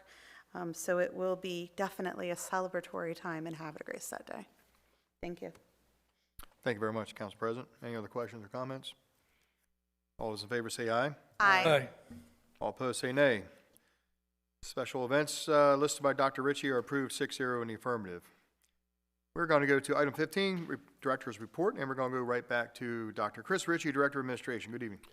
Thank you, Mayor, Council, colleagues, fellow citizens. So I guess my first comments, I want to give a notice to everybody. So on Wednesday, July 22nd, this Wednesday, from 4 p.m. to 6 p.m., the National Fish and Wildlife Foundation are going to be at Water Street for the Living Shoreline presentation to them. This marks the 1-year anniversary of that project. And the National Fish and Wildlife Foundation were the grantors of the project for the city. Naomi Wright from the Department of Public Works will be doing the presentation on behalf of the city. And everyone is invited to attend. This is a public event, so if you are available, please come out and join us that evening. I'm also pleased to provide the public with an update regarding some feedback that the administration had received about the kayak launch at the Water Street Living Shoreline. So contractors have installed a large mat at the end of the soft launch that extends into the water. And the hope is that it makes the ingress and egress to the water much easier for kayakers and also safer for their vessels at this location. So that work has been completed. We are looking forward to receiving the feedback, hopefully positive, but if it's not, we're still very open to that. We want to make sure we're doing this right. I do want to offer a congratulations to the Star Center team on an outstanding concert this past Saturday evening. So Michael and Kevin Bacon and their band performed in front of a sold-out audience. It was a wonderful concert. I know a lot of work went into it by our team, and I just want to offer them some public congratulations on that. On July 16th, the city transitioned from Eventbrite to eTix for our ticketing platform. So you can purchase your tickets online through the Star Center or the Opera House websites, depending on which venue you intend to go to. You can purchase them by phone through the dedicated eTix Consumer Support Call Center, and that number is 1-800-514-3849. And you can also purchase them at the box office 1 hour prior to showtime. So once again, we're no longer using Eventbrite. We have transitioned over to eTix. And then lastly, I do want to thank the Department of Public Works and especially Miss Naomi Wright for all of the efforts that were done over the last few weeks regarding storm debris cleanup. You heard this resident over here comment on that at the beginning of the meeting today. It was a tremendous undertaking. It was very surprising how short that storm was and how much debris and damage it caused. It took a lot of people, a lot of time and coordinated effort between city staff and our contractors to make that cleanup happen. And Joe, I'm just very grateful to you and your team for all the hard work that they put into that. So thank you very much. And that concludes my comments for the evening. Thank you. Thank you very much, Dr. Ritchie. And we're going to go to comments from our Director of Planning, Mr. Goins. Good evening, Mayor, members of Council. Just an update on our staffing in the Department of Planning. Marissa Willis, who was a longtime employee, worked for the city for about 20 years. She retired last week officially. She had retired and then kind of stayed on to help us transition, so she's officially retired now. And I'm not sure if you had a chance to meet Derek Bidecap. He's her replacement. And so if you have any questions or comments about building permits, then definitely reach out to me or Derek. In terms of our hearings for July, we do not have a planning commission, and no items were submitted for the planning commission. And then for the August Board of Appeals, we just have one item. It's a conditional use for a home occupation for a food cottage business at 102 Bluebill Court. That concludes my report. Thank you very much, Mr. Goins. Appreciate the report. And we're going to go to our Director of Economic Development and Tourism, Ms. Bridget Johnson. Good evening. Good evening, Mayor, councils, citizens in the audience and at home. A couple of quick updates. The Havre County Chamber of Commerce is hosting a ribbon cutting. The city has been invited to participate. The ribbon cutting celebration will be held on Thursday, July 30th at 251 Lewis Lane, Suite 203. I will send the council and mayor an email. You may have received something directly from the Havre County Chamber of Commerce, but I wanted to say this at the council meeting tonight because the public is invited as well. So once again, it's 251 Lewis Lane, Suite 203. The name of the new business is Maryland Wellness, and it is a leading outpatient mental health clinic. So we are happy to support the Havre County Chamber of Commerce. Currently within the department, we are writing a strategic demolition grant for the demolition of Havre Memorial Hospital. We are partnering with Trademark Homes on this grant. The grant is due August 6th. My goal is to submit it no later than August 4th. I have requested with Tammy to put it on the council agenda. I will need a letter of support and I believe also a resolution to accompany the grant. Let's see, the July edition of the Local Loop newsletter will be sent out this Wednesday, so look for that in your email box. This is our, I think, 4th newsletter. It's going well. It's growing each month, and Alyssa is doing a good job with putting that all together for us. And speaking of Alyssa, who is our Main Street, Chief of Main Street and Brand Marketing, she has started a Main Street Spotlight series, which features different merchants around the city. If you've noticed, she recently interviewed Get Fit Gym. She has 2 more that will be released this week. The features will be released about 2 businesses a month and is open to all businesses and nonprofits within our Main Street district. So I'm very pleased with her performance up to this point and what she is doing in her position as the Chief of Main Street. And last but not least, on Saturday, August 1st, Washington Street Books Entertainment Museum will host the grand opening of Gallery 1, which is the costumes from the Hunger Games exhibit. The doors open at 6 p.m. The official gallery opening and ribbon cutting will be held at 6:30 p.m.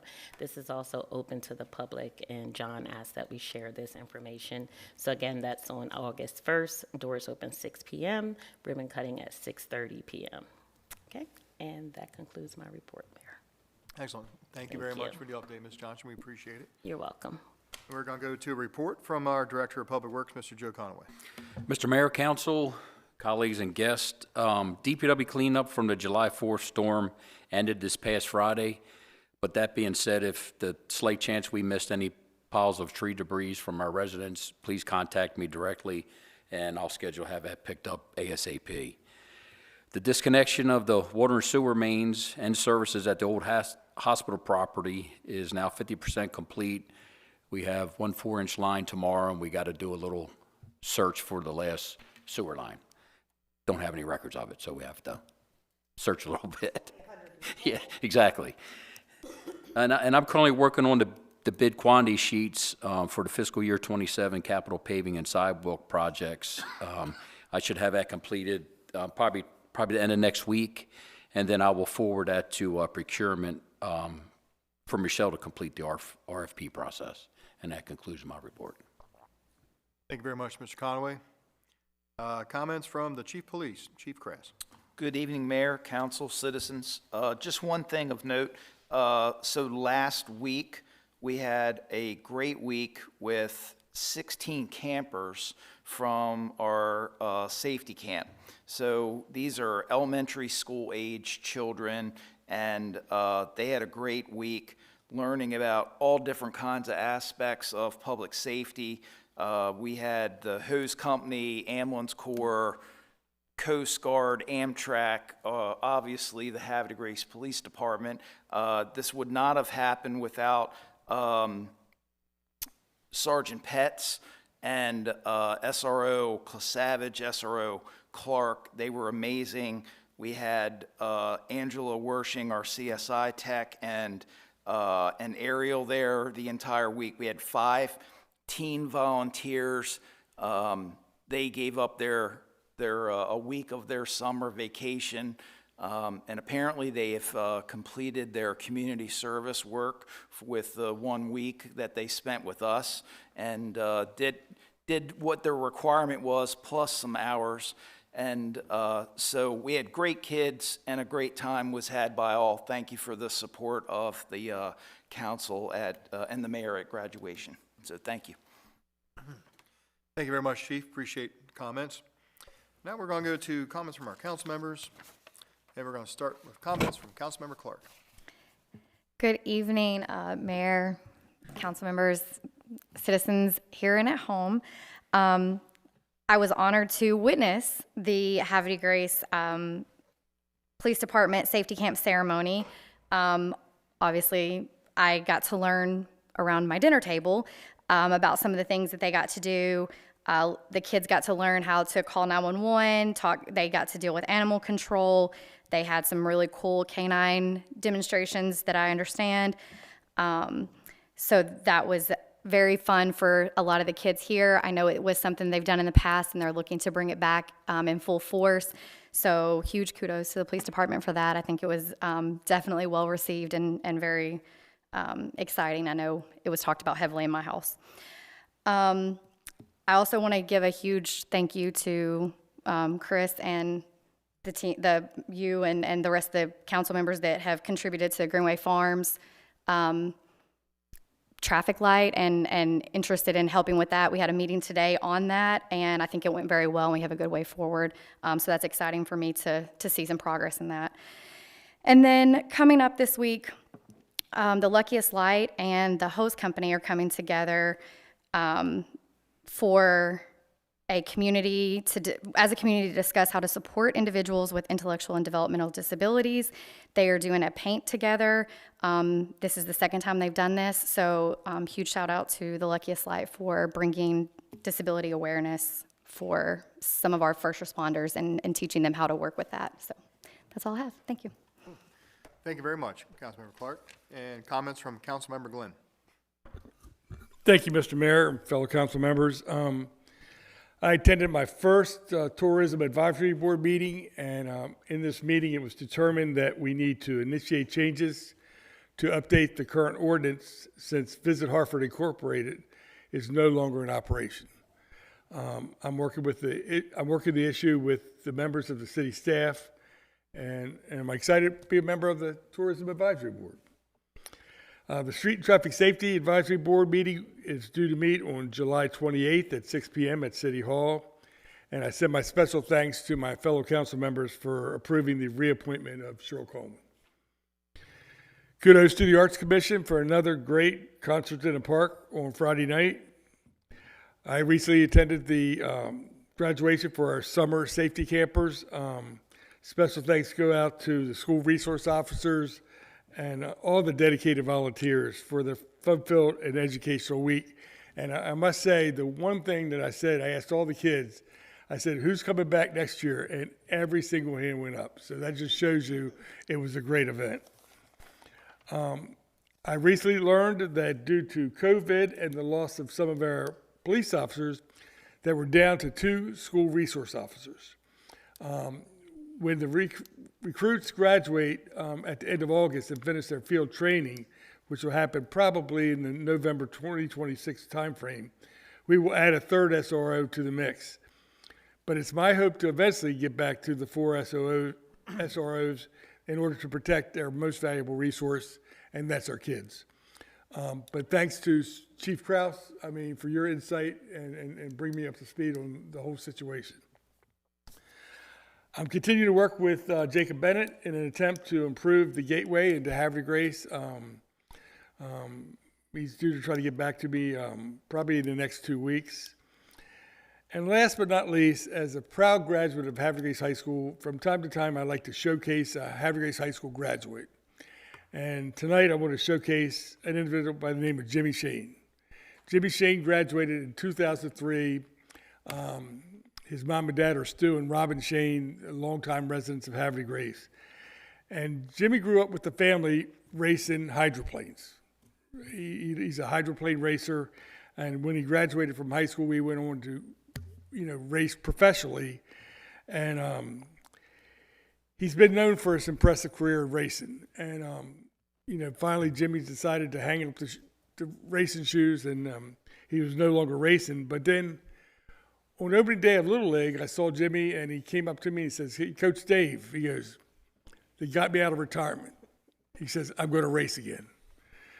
And would you know it, it didn't take long. His very first race, he won the Gold Cup. He won it all. So he didn't lose his ability to race, but I got to say, he recognizes in Havre Grace, and he epitomizes that Warrior Proud and Grace on top.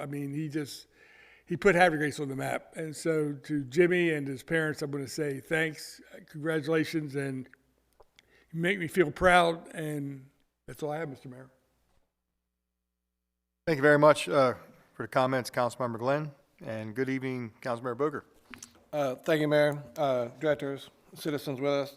Got a couple things. First of all, the presentation from from Ralph E. Mason and the family there by Marlise, that was fantastic. That was one of the that's kind of one of the reasons why I serve. I love presentations like that. She was so well spoken, did not miss a single detail, and it was very moving. The second thing I want to talk about is if you look at the special events that Dr. Ricky talked about, he talked about the lighted boat parade. Normally it's at Concord Park, right? You're out there on the pier fighting the gnats. Alan Fair actually is the judge, out there with us too. We're spraying the off and whatnot. But it's important to note that it's at Frank J. Hutchins Park this year. So that's been a significant change.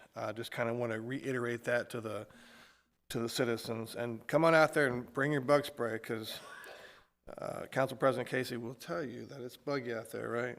That's why there's spiders. It's buggy out there. It's certainly buggy.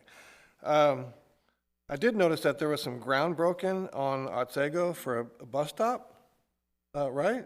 Is that? So that's big. That's high on my priority list. I really like that. I don't really like to see citizens trying to better themselves and dressed up and waiting to get on a bus to go do an interview, and they're standing there in the rain. So that's really looking out for the people in which we serve. So I definitely appreciate the efforts on that from the director of planning on down. So hey, thanks for that. I'm happy to see it. America in Bloom stopped by to see us again for the second time this year. I know Council President has some comments on this here too, but they cover community vitality. They kind of judge you on certain metrics, landscaping areas, urban forestry. Soup to nuts. But this time when they showed up, the only thing that they could compare us to is one of the very first towns in the United States of America, which is what's that city called? It's Lewis, Delaware. That's what we were compared to, is Lewis, Delaware. And we were quick to remind them that they were a fantastic organization, but we're always Grace on top, right? But that was pretty good. Thanks for joining, Council President, on that one. And then I'll go ahead and close, keep my remarks somewhat short. But the Star Center brought home the bacon. I mean, they truly did. I mean, when the Bacon Brothers showed up, they didn't just show up themselves with all those talented musicians. They brought the Philadelphia crew with them. If you looked at all those license plates out there in Philadelphia, they brought that crew down with them, and that's fantastic that you have such a following. And I didn't know. I was a kid when I watched Footloose, and Kevin Bacon was a kid too when I watched him on the big screen, you know. Yeah, and I know the soundtrack. If you want to know, just I have it on cassette. If you still have that player, but it's really good to see the seats filled, and enjoy some serious talent right there. And literally for us, it's right down the road from us. Really, I mean, you come down off the hill, you come up from the historic, and you can see a fantastic show. So I'm happy to see that the Star Center brought home the bacon. So I'll close with that, Mr. Mayor. Thank you. Thank you very much, Councilmember Booker. Good evening, Councilmember Ellis. Good evening, Mayor, Council, Directors, citizens here in that. Good evening, Mayor, Council, Directors, citizens hearing at home. I'd like to first offer my condolences to the family of Tyler Potter. If you don't know Tyler was a plumber by trade. He helped many small businesses in town, including mine. After he worked a full-time job, he was going to Coakley's, he was going to McGregor's, he was going to my shop. He was just a good person and a good. He just started a business, just had a baby, et cetera, et cetera. So I just want to offer my condolences and let anybody know if you got anything going on, reach out to somebody, if not me, definitely somebody. Additionally, right before I got on council, I did a tour of Harbor of Grace. In the barbershop, I cut a lot of cops, I cut a lot of first responders, and I always felt like I like being a barber because I get to talk nonsense with people all day. And I feel like the barbershop is a nice place for cops and anybody, but especially cops, to really sit down and speak their mind and get something off their chest. So when I did the tour of Harbor of Grace, I guess I really never thought that I was introduced to somebody who, and this was a year ago before I got on council, just over a year ago, there was somebody who just came in from 9/11. And I kind of thought that people who go there are going there based on something that just happened. That's not always the case, right? It's just, people deal with things for a decade before they get help sometimes. So the first all women's house is amazing. That's great. And I guess I never really thought about it until the video, being able to come to Havre Grace. And winding down and seeing, it's peaceful for me to be here. I could only imagine living and being an officer or firefighter in New York City or something, right? And then coming to Havre Grace and that's probably super helpful. So I'm proud to live here. I'm proud to serve here. Just proud to be in Havre Grace. I will close on a Christmas in July is coming to Havre Grace. The downtown businesses and tourism and economic development never cease to amaze me with all the things that they do to get people to go shop. And that will be July 24th through the 26th. There's going to be deals and giveaways and fun and all types of stuff. Looks like over a dozen businesses are involved in that, so feel free to go spend some money for a made-up holiday in the middle of July. So that's all I have. Thank you. Thank you, Councilmember Ellis. Good evening, Councilmember Jones. Good evening, Mayor, Council, Directors, citizens in the audience, and citizens at home. My council members had a lot of great reminders and mentions. The last one that I will mention is that the Refuel for School Youth Festival is coming up, and that will be on August 15th, but they are still in need of volunteers. If you are interested in volunteering to pack and move backpacks, please email youth@havregrace.org. havregracemd.com. The event is that's on August 13th. The volunteering is on August 13th, and then the event is on August 15th. The rain date is August 16th. And once again, the Emmanuel Quickly Foundation is partnering to support the event. So hope everyone can volunteer, contribute, and come out. Thank you, Mayor. Thank you very much, Councilmember Jones. And finally, we're going to go to comments from Council President Boyer. Thank you, Mayor, colleagues, city staff, and residents here and at home. Good evening. Tonight, I want to begin by thanking everyone who shared a presentation with us this evening. It was very exciting to see all the projects of things that are happening around Havre de Grace. For me, the highlight was Harmerstown. I think that is an extremely exciting project, and I'm personally looking forward to taking one of a number of classes that they're going to be offering. So I'm looking forward to that Thanksgiving. Hopefully it'll be in time so I can make presents for everybody before then Christmas. American Bloom did stop by and see us again this year. I want to thank the city staff members who took time to meet with them. Really appreciate it. It's interesting. It's a national effort that recognizes the cooperation between city, businesses, and citizens as a partnership to create economic vitality. And I see it as a third-party eye from outside looking at us and just looking at us like at a 10,000 feet level, trying to give us an overview and telling us a lot of the things that we already know, but giving some suggestions of ideas that we can do in the future.